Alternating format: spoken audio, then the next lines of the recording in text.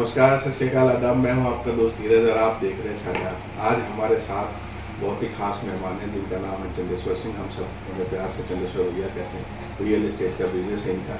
आज इनसे जानेंगे क्या है दिल्ली में आम आदमी की समस्या और उस पर बात करेंगे। तो आइए स्वागत करते हैं चंदेश्वर भैया का। भैया नमस्कार। नमस्कार। कैसे हैं? बढ़िया। ये आम जनता के कुछ सवाल हैं और आपका तजुर्बा बहुत अच्छा है, दिल्ली में काफ़ी साल से रहे। तो पूछना चाहेंगे कि दिल्ली में बेसिक समस्याएं क्या है आम जनता की? देखिए जी, समस्याएं बेसिक जो है, सबसे पहले कि हर आदमी को रोटी कपड़ा मकान चाहिए। ये बेसिक ठीक है, समझ गए। और सबसे है कि पहले किसी तरह उनको इनकम का साधन होना चाहिए। कहने का मतलब कि बिना लगाए यदि कुछ, कहने का मतलब कमाने का किसी को मौका मिलता है।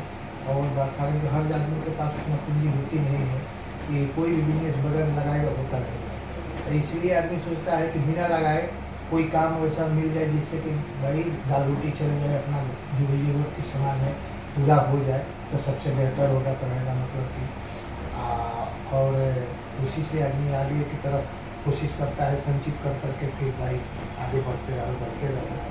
अच्छा भैया, एक और बात, आप बेसिकली पीछे से बिहार से बिलोंग करते हैं। यहाँ पे बिहार और पूर्वांचल के लोगों की एक खास आबादी है दिल्ली में, तकरीबन 50 से 60%। अगर ये सारी यूनाइट होकर चाहे तो सरकार एक तरफा बना सकती है, लेकिन फिर भी यूनाइटेड नहीं है ये सारे। और इनकी अपनी एक अलग समस्या है जिससे जूझ रहे हैं। एक बिहारियों की समस्या, बिहारी एक गाली हो गया है, स्लैंग के रूप में यूज करते हैं। तो इसमें दोष किसका है, बिहारियों का है या सरकार का है या दूसरे लोगों का है? नहीं, देखिए, कमी तो हमारी है, पूर्वांचल के लोगों की कमी है। कारण कि जब तक आप यूनाइट नहीं होंगे तब तक आपका पावर का कोई भी मतलब कि उसका महत्व नहीं देगा। जब आप यूनाइट होंगे तब लोगों को लगेगा कि भाई इस दल से टकराना मुश्किल है, तो वो आपका हर बात सुनेगा। हर समस्याओं का, जितनी भी समस्याएं हैं आपकी, वो तभी समाधान करेगा जब आपसे उसको भय होगा, जब आपके पावर से भय होगा, आपके यूनिटी से भय होगा। जब तक आप अपना पावर नहीं दिखाओगे, पावर मीन्स वही होता है कि आप यूनाइट हो जाइए। और यूनाइट होने के बाद ही यदि आप कुछ भी चाहोगे, कोई भी सरकार चाहे कोई भी दल हो, उसको आपको झुकाना है तो आपको यूनाइट होकर के रहना पड़ेगा। इससे बड़ी पॉलिसी कोई नहीं है। अच्छा भैया, कोई भी पार्टी की सरकार हम चुनते हैं उसमें वोट की पावर बहुत मायने रखती है। अभी लोगों को मतलब इतनी जागरूक जनता नहीं है, लोगों के पास जागरूकता नहीं है कि वोट की पावर कितनी होती है। लोग 500 रुपये 1000 रुपये में एक दारू के बोतल के लिए अपना वोट बेच देते हैं, जातिवाद के लिए, धर्मवाद के लिए, क्षेत्रवाद के लिए, बिना ये देखे कि हम जिसको वोट दे रहे हैं वो हमारे लिए भलाई करेगा या नहीं करेगा, या हमारे लिए दुश्मन है। तो ऐसे लोगों के लिए मतलब अभी वोट भी आने वाला है, 2024 का इलेक्शन आने वाला है। आम जनता जो वोटर है 18 से प्लस वाले, उनके लिए क्या आप मैसेज देना चाहेंगे समाज? देखिए, हम आम पब्लिक को यही मैसेज देना चाहते हैं कि देखिए, हर वर्ग में कुछ ऐसे लोग होते हैं जो मतलब उनका परसेंटेज मानिए तो नाम मात्र का होता है। तो वो अपना निजी फायदा के लिए पूरे कौम को बेच देते हैं, निजी फायदा के लिए। तो हम सारे जितने भी पूर्वांचल के लोग हैं उनसे यही आग्रह करेंगे कि आप सद्बुद्धि हैं, आपके भगवान ने आपको बुद्धि विवेक सब दिया है, आप अपना बुद्धि विवेक अपनाइए, किसी के बहकावे में मत आइए, क्योंकि वो आपका फायदा नहीं, वो अपना निजी फायदा देखता है। तो उसकी बातों में ना आया। कुछ % हैं जो कि इस तरीका के करते हैं कि दूसरे का, एक तरह से दूसरी भाषा में आप उसको दलाल कह सकते हैं। तो वो यहाँ दलाली का काम करते हैं। वो सोचते हैं कि हमारे पीछे आप चलो। आप क्यों चलोगे भाई? आप यदि अच्छा हो कदम उठा रहा है तो आप चलिए, अदरवाइज उसके पीछे क्यों जाना है जो पूरे कौम को बेच रहा है, किसी को बेच रहा है निजी फायदा के लिए। तो इसलिए मेरा यही आग्रह है सबको इससे कि भाई पहले उस आदमी को पहचानो जो आपको कहने आता है, आपको कन्विंस करने आता है कि भाई अमुक आदमी को दे दो, अमुक पार्टी को आप सपोर्ट करो। ठीक है, चलें तो ठीक है। गुड़ गोबर कर दिए। तो हम सबसे यही आग्रह करेंगे कि आप उस व्यक्ति को, नेचर को पहचानिए, उसके स्वभाव को परखिए, पहले उसके बातों में मत आइए कि ये किस किस्म का आदमी है। हमें जब ये आया है कुछ कहने के लिए तो उसका व्यू क्या है कहने का, अपने दिमाग से काम कीजिए, सब यूनाइट बन करके रहिए, उसी में आपकी भलाई है। और उस सरकार को दबाने की, उस सरकार से, चाहे बीजेपी का सरकार हो या किसी का सरकार हो, जब तक यूनाइट नहीं होइएगा तब तक आप अपने हक की लड़ाई को आप नहीं ले सकते हो, किसी दम पर नहीं ले सकते।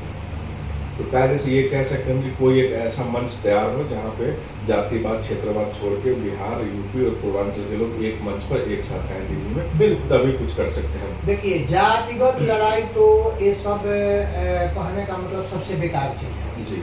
हम यही कहते हैं कि हम सब मनुष्य जाति हैं, सबके अंदर मनुष्यता, मानवता, भाईचारा होनी चाहिए, चाहे वो हिंदू हो चाहे वो मुसलमान हो। मुसलमान में भी वो ऐसे नेता हैं जो कि अपना रोटी सेकने के लिए उनको रास्ते से बरगलाते हैं। उनको, उन भाइयों से भी हमारा यही गुजारिश है कि वो अपना सूझबूझ दिखाएं और समाज को, देश को, अपने गांव को, अपने क्षेत्र को विकास के पथ पर जो काम करे, विकास की तरफ ले जाए, उनका बात मानिए, उनको सपोर्ट कीजिए। अदरवाइज दलालों से सावधान रहिए। किसी कौम की बात मैं नहीं कर रहा हूँ, मैं सामूहिक रूप से बात कर रहा हूँ। हर कौम में वैसे आदमी हैं जो कि सिर्फ अपना उल्लू सीधा करते हैं, वो कि आपके हक का, गरीब भाई का, गरीब बहन का वो कुछ नहीं कर सकते हैं। अच्छा, सरकार की बात करते हैं तो पिछली सरकारें भी देखी है आपने, अभी की भी देखी है। दिल्ली में तो डबल इंजन की सरकार नहीं है, स्टेट में केजरीवाल जी की आपकी सरकार है और सेंटर में मोदी जी की है, बीजेपी की सरकार। तो दिल्ली के परिप्रेक्ष्य में कौन सा आपको ज्यादा बेहतर नाम? प्लेटफार्म से निकला, सबको लगा कि चलो कुछ तो उनका ना हजारे जी का इनके ऊपर प्रभाव होगा, लेकिन जस्ट उल्टा हो गया। जो आदमी सोचा था और जो सोच करके इनको सपोर्ट किया था, इनकी गवर्नमेंट बनाई गई थी, वो बिल्कुल ही मतलब कि उल्टा हो गया। स्टार्टिंग में इन्होंने आया, ये नहीं करेंगे, वो नहीं करेंगे। सबसे पहला मुद्दा था इनका भ्रष्टाचार। शीला दीक्षित को जेल में डालेंगे 14,000 करोड़ का। जितने भ्रष्टाचारी है सब इनका, जितने इनके विधायक हैं, आप सबका बैकग्राउंड चेक कीजिए, इसमें कोई भी साफ सुथरा नहीं है। 23-24 तो जेल में ही है। हाँ, तो खुद अभी देखिए कि जब जिस घर का मालिक ही करप्टेड हो गया तो उस सदस्य का, पूरे मेंबर का क्या हाल होगा, हमें बताइए। एक खाली चिल्लाते हैं मोदी जी ये करते हैं, मोदी जी। तो भाई आप यदि स्वच्छ हो, आप फ्रेश हो, तो आप अपना प्रूफ दो ना। हाँ, आप प्रूफ दीजिए उसको कि हाँ भाई हम बिल्कुल फ्रेश हैं। इतना दिन से सिसोदिया जी या जैन साहब या संजय जी जो भी गए, तो आप अपना प्रूफ जुटाते क्यों नहीं हो? न्यायपालिका पे तो भरोसा है, वो सबूत मांगता है, सबूत दीजिए आप। अच्छा, दूसरी बात क्या है कि आप फ्री कर रहे हो। जो चीज आप प्रोडक्शन नहीं करते हो, जो चीज आपके घर में, एक मिनट आप मान लो एक किसान है जी, किसान खेती नहीं कर रहा है और वो अनाज यदि फ्री में बांटे, तो ये बताइए कितना दिन चलेगा? जब उसको घर में अपने खाने से ज्यादा हो रहा है और तब उसके बाद वो बांटता है किसी को, तो समझ में आता है। लेकिन वो खुद खेती नहीं कर रहा है, अपने खेत में उसका फसल नहीं उग रहा है और वो कहता है कि ले जाओ जी, हम सबको फ्री। ये बताइए वो कई दिन चलेगा? वो कहाँ से ले आकर के दे रहा है? एक ना एक दिन उसको तबाही का मंजर दिखेगा कि नहीं दिखेगा? तो जो चीज दिल्ली का अपना कुछ नहीं है कि पानी दूसरा स्टेट देता है, बिजली दूसरा स्टेट देता है, और आप यहाँ वाहवाही अपनी गवर्नमेंट बनाने के लिए सब चीज फ्री रखते हो। ये तो पब्लिक है। पब्लिक को आप जो कुछ दोगे, वो कुछ समझदार है वो चीज को निगलेक्ट करेगी, बाकी तो यहाँ सब वही है, सबका दिमागी लगा नहीं है। ये आपको सोचना है कि हम कल गए हुए जब आपके बाद हो सकता है कोई अदर सरकार आएगी, उसके ऊपर क्या इसका खमियाजा भुगतना पड़ेगा। ये तो आपको सोचना है कि हम इस स्टेट को किस सुचारू रूप से चलाएं। क्यों फ्री बांट रहे हो? रीजन क्या है भाई? क्या रीजन है? लोग दारू पीने, आप कहते हो महंगाई, दारू पीने के लिए लोग लाइन लगा करके मान लेते हैं कि दारू पीते हैं, जो कि जरूरी नहीं है, फिर भी लोग जाते हैं। तो क्या बस का टिकट नहीं दे सकते हैं? अपने बिजली का बिल नहीं दे सकते हैं? क्यों नहीं दे सकते? इतना दिन से दे रहे थे कि नहीं दे रहे थे? आपके पहले गवर्नमेंट सरकार शीला दीक्षित की थी, तो क्या उस समय लोग बिजली नहीं जलाते थे, पानी नहीं पीते थे? सब कुछ देते थे। और अभी तो और सक्षम है क्योंकि तनख्वाह भी उस हिसाब से बढ़ रही है। तो ये फ्री का जो आप तो निकम्मे बना रहे हो। आप ये बताइए, अपने 4 लड़के आपके हैं, अब बाप कमा रहा है, यदि एक एक बाप बोल रहा है कि बेटा ऐसा करो, हम इतना धन कमा दिए हैं कि तुम लोगों को कुछ करने की जरूरत। ये बताइए कि जब उसकी आदत खराब हो जाएगी, फिर बाप तो एक दिन मरेगा, तो जब मर जाएगा उसके बाद जब वो निकम्मे हो जाएंगे तो उनकी हालत क्या होगी? वो कुछ काम कर नहीं पाएंगे। तो वो बताइए, उनके भी शादी ब्याह होगा, उनके भी बच्चे होंगे, उनकी हालत क्या होगी? तो ये तो निकम्मा बनाया जा रहा है ना। कमाओ, क्राइम और बढ़ेगा, फिर क्या करेंगे? क्राइम बढ़ेगा, फिर वही चोरी करेंगे, चीरा झपटी करेंगे, और क्या कर सकते हैं? काम तो कर नहीं पाएंगे, आदत तो खराब हो चुकी है। क्योंकि बाप भी कह दिया कि बेटा काम करने की जरूरत नहीं है, सब चीज यदि उसको देते हो, खाना पीना, ओढ़ना रहना बिछाना, तो भाई क्यों करेगा? क्या करेगा? कुछ नहीं करेगा।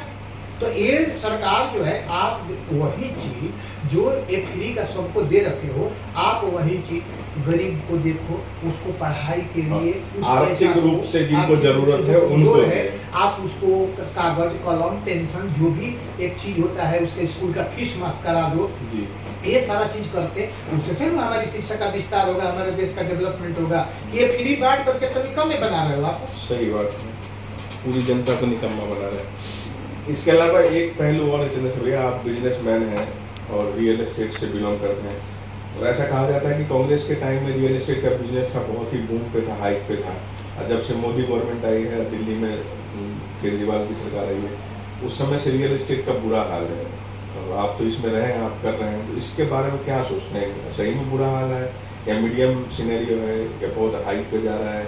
उसमें इंफ्रास्ट्रक्चर देखा जाए तो डेवलपमेंट तो हो रही, रोज नए नए इंफ्रास्ट्रक्चर बन रहे हैं जी, लेकिन जो लोअर क्लास के बिल्डर हैं, जो कम पैसे में या एग्रीमेंट पे जमीन लेके प्लॉटिंग करके नए नए बिल्डर बनते थे, जैसे नोएडा में क्या क्या 100% पेड अप लैंड कर दिया, जो भी जमीन आप खरीदेंगे वो पूरे पैसे दे के खरीदेंगे और आपके नाम पे होना चाहिए, तो उसके बाद आप बिल्डिंग स्टार्ट कर सकते हैं, कंस्ट्रक्शन स्टार्ट करते हैं। ऐसे में तो छोटे बिल्डर मर जाएंगे जो एग्रीमेंट पे लेके काम करते थे। ये तो एक तरह से ऐसा होगा कि बड़े पूंजीवादी हैं वो भी आ गए रियल एस्टेट में, और छोटे मोटे जो डीलर हैं, बिल्डर काम करते हैं, वो सर्वाइव नहीं कर पाएंगे। इसके बारे में क्या है? देखिए, पूंजीवादी जो बात है तो वो तो सदियों से चली आ रही है, जमाना तो पूंजीवादी का है। बट ये है कि देखिए, पहले क्या था, महंगाई या सस्ता जो है, आप पहले तो वो सब बराबर ही है, कोई दिक्कत नहीं है। अभी भी वैसे देखो, समय के हिसाब से महंगाई बढ़ते रहता है, घटते रहता है, उसमें कोई दिक्कत नहीं है। दिक्कत ये है कि भाई उस जमाने में क्या था कि भाई जितना आप 2 नंबर का काम कर सकते हो, कोई आपको रोक टोक करने वाला नहीं था, आपको कोई बोलने वाला नहीं था, क्योंकि ऊपर से नीचे तक भ्रष्टाचार भरा हुआ था। और इसमें क्या है, अगला को कह रहा है कि काम सब होगा लेकिन तरीके से होगा, इसमें कोई किसी को नाजायज दबाओ मत, किसी से नाजायज पैसा वसूलो मत। तो अब बुरा अगला को तो लगेगा कहने का मतलब, चाहे वो बिल्डर हो चाहे हम ही हो, हम ही कोई धंधा किए हैं, और यदि उस धंधा में हम यदि नाजायज कमाए हैं और हमको जिम्मे काम करना पड़ेगा तो हमें तो दिक्कत होगी। जो समझदार हैं, पढ़े लिखे हैं, उसी चीज़ को समझते हैं। आखिर हमारे कहने का मतलब ये है कि भाई प्रॉपर्टी वही है, प्रॉपर्टी आज भी उसी तरीके से है, बशर्ते है भाई उस समय भी था कि भाई जैसी प्रॉपर्टी वैसा था, आज भी वही है। ऐसा बात नहीं है कि कनॉट प्लेस में आप लोगे तो पिछले सरकार में सागरपुर का भाव मिल जाएगा, नजफगढ़ का भाव मिल जाता था, ऐसी नहीं है। आज भी लोकेशन के हिसाब से प्रॉपर्टियों का दाम आज भी वैसे बना है। पीछे नियम कानून की बात करें तो कांग्रेस के जमाने में बैकडोर से हो जाता था, बस अभी तो जितना लूटना है लूट लो, उसमें कोई मतलब कि रोकथाम नहीं था। और अब इसलिए उन लोगों को थोड़ा दिक्कत परेशानी तो होगी भाई, सबको हो रही है, और कोई बात नहीं है। प्रॉपर्टी सब ठीक है, कोई सिस्टम में। अच्छा, जाते रहते सभी छोटी सी बात ही, महिला और बाल सुरक्षा पे कुछ कहना चाहेंगे? दिल्ली में बहुत बुरा हाल है। देखिए, ये तो बहुत कंपल्सरी है, हमारा जो भी कानून है बहुत शुरू से लक्षण है। हमारे कहने का मतलब कि देखिए, यहाँ कानून दो है, एक अमीरों के लिए दूसरा है, गरीबों के लिए दूसरा है। देखिए, आज एक नॉर्मल FIR किसी आदमी पर करो तो पुलिस वाला तुरंत जाकर के अरेस्ट कर लेगा उसको, कि चलो जी आपके ऊपर वो, अरे भले उनके साबित हुए कि ना कर लेगा, ठीक है कर लेगा। लेकिन आज एक नेता के बेटा को यदि वो जा करके कोई FIR करता है तो उसको चार्जशीट इशू हो जाता है, इसके बाद उसको अरेस्ट करने सुप्रीम कोर्ट को स्पेशल ऑर्डर देना पड़ता है। तो यहाँ कानून दो किस्म का है, अमीरों के लिए दूसरा कानून। इसमें बहुत सुधार करने की जरूरत है कि कानून एक होना चाहिए, चाहे वो अमीर का बेटा हो चाहे गरीब का बेटा हो, कानून कानून है। इसमें क्या है कि सरकार को, प्रशासन को और अपने साथ साथ कानून को भी उसमें थोड़ा वो करना चाहिए कि भाई आप जो भी कानून लगाते हो या अमल करते हो तो दोनों पर एक जैसा होना चाहिए। एक और बात है, आम आदमी के नाम में ना पुलिस का बहुत बड़ा खौफ है। जैसे हमारे पास कोई आया, अब बोला आपके घर पे पुलिस आई है, तो ऐसा डर सा लगने लगता है। ये डर इसलिए है पुलिस की बर्बरता के कारण कि आम आदमी को पुलिस कुत्ते के बराबर भी वैल्यू नहीं देती। डर होगा ना, उसके कर्तव्य से डर लग रहा है ना सर, उसके कामों से हमें डर लग रहा है कि वो हमें जानता है कि इनका पहुंच नहीं है, हम इनको कितना भी मिसबिहेव करेंगे, कितना भी बदतमीजी करेंगे तो ये हमारा कुछ नहीं कर सकते हैं। और वही जब उसको पता हो, कोई भी पुलिस वाला किसी भी अपराधी के पास में जब जाता है तो वो पहले उसका बैकग्राउंड पता करता है कि भाई इसका पहुंच कहाँ तक होगा, कारण उसको भी अपनी नौकरी की भाई चिंता है। जब वो जान जाता है, पता लगा लेता है कि हाँ इसका तो कोई है माई बाप है नहीं, तो वो उस रूप में वहां जाता है और वैसा ही व्यवहार करता है। और जब वो ये पता लगा लेता है कि नहीं भाई इसको सांसद, मंत्री, विधायक, भाई इसका कोई अफसर है भाई हमारे डिपार्टमेंट में, हमारे महकमे, तो वो उस हिसाब से बात करता है। पुलिस वाला सब जानता है, उसको राज्य पब्लिक डीलिंग है, वो सबको पता होता है कि हाँ भाई इस आदमी के पीछे क्या है क्या नहीं है, और उसी हिसाब से वो जाकर के वहाँ, तो हमारे पीछे जब कोई नहीं है तो हम तो पहले से भयभीत हैं। पुलिस को तो हमको और उसको मतलब कि हेल्प करना चाहिए जब हमारा कोई नहीं, हम निसहाय हैं। देखिए पहले के जमाने में लोग क्या करते थे, जो भी बेचारे निर्धन थे उनको धन दे करके उनको भाई समर्थ किया जाता था, जो भूमिहीन थे भूमि दे करके उनको भाई भूमि वाला बनाया जाता था। जी ने आह्वान किया था। हाँ, आज के डेट में हो गया है कि हम जब गरीब है ना तो हमें और दबाने की कोशिश की जाती है। आज के समाज में वो भाईचारा नहीं रह गया। प्रशासन जो है, पुलिस भी हमारे ही भाई बंधु का लड़का है, उसको भी यही चीज सिखाया जाता है। खास करके वो एक कानून के बंधन में होता है, उसके ऊपर से भी अधिकारी होते हैं, उनको भी है कि भाई इतना हमको तुम महीना देगा, वो भी कहाँ से कमाएगा, हमारे जैसे लोग से गरीब से कमाता है और किसे कमाता है। देखिए इन सब में ना लोगों के अंदर जागरूकता की कमी है, लोगों को अपना मानवाधिकार पता ही नहीं है, न ही किसी स्कूल में पढ़ाया जाता है कि मानव का अधिकार, ह्यूमन राइट्स क्या क्या है।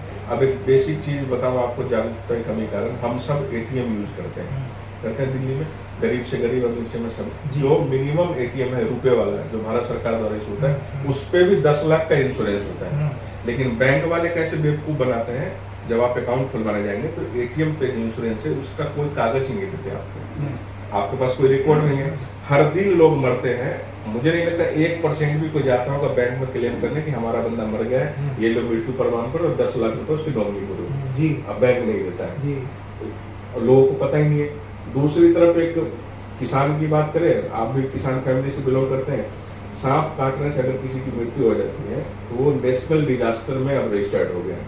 अगर सांप काटने से किसी किसान की, किसी गरीब की, अमीर की भी मृत्यु हो, जैसे यूपी में 4.5 लाख रुपए गवर्नमेंट देगी, लेकिन रोज मरते हैं लोग, किसान ही ज्यादा मरते, खेत में काम करते हैं। लेकिन किसी को पता ही नहीं है कि जाके तहसीलदार से बोले, एसडीएम को कंप्लेन करे और उसका जो मुआवजा है और वो ऐसी सरकारी बहुत ऐसी बात है कि नहीं कोई नेता प्रधान कोई बताता है। हाँ, हम आम आदमी जो है ना, हमारे आम आदमी के लिए कह तो रहा हूँ कि कानून अलग है।